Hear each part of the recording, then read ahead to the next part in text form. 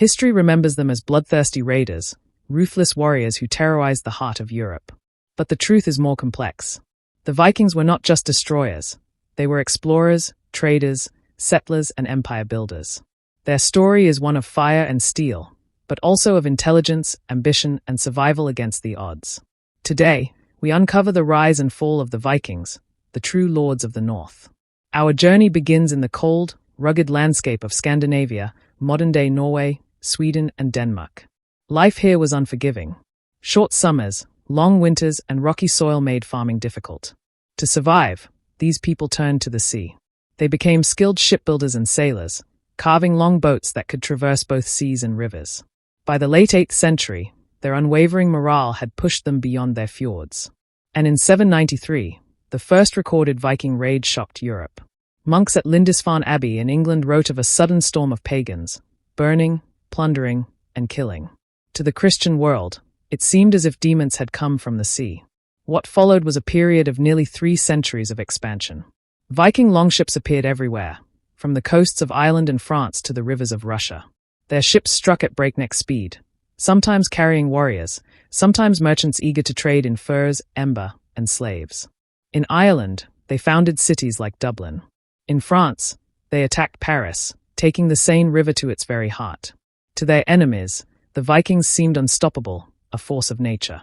Yet they were not just invaders. They were also pioneers of global trade, linking the North Sea with the Byzantine Empire and even the caliphs of Baghdad. But who were these people outside of raiding? Viking society was built on a mix of agriculture, warrior culture, and family ties. Both men and women played important roles. While men went off to raid, women could own land, marry, and even run farms. Religion was a mix of myth and legend. They worshipped gods such as Odin, the all-seeing father, Thor, the thunderbolt, and Freyja, the goddess of fertility and war. Their mythology told of a final battle, Ragnarok, when even the gods would face downfall. At home, they built wooden longhouses, raised livestock, and tended small fields. Despite their fame, most Vikings spent more time farming and trading than fighting. For years, the Vikings didn't just raid, they settled. In England, Danish warriors also created the Dane, a region ruled by Norse law and customs. In France, the Viking leader Rollo was granted land by the Frankish king, and his descendants founded Normandy, the dynasty that would one day conquer England in 1066. Across the Atlantic, Viking explorers went even further. Around 1000, Leif Erikson, son of Eric the Red, sailed from Greenland to a mysterious land called Vinland. Today we know it as North America. About 500 years before Columbus, the Vikings set foot in the New World. Of course, their image as fearsome warriors was not undeserved. Viking warriors used axes, swords, and round shields. The famous barbarians fought with a warlike fury, which was said to channel the spirits of animals in battle. To die with a weapon in hand was the highest honor, for it meant entry into Odin's eternal banqueting hall, Valhalla. But their success did not come from strength alone. Their ships were technological marvels, light enough to cross land, strong enough to cross oceans, and shallow enough to go deep into enemy territory and rivers.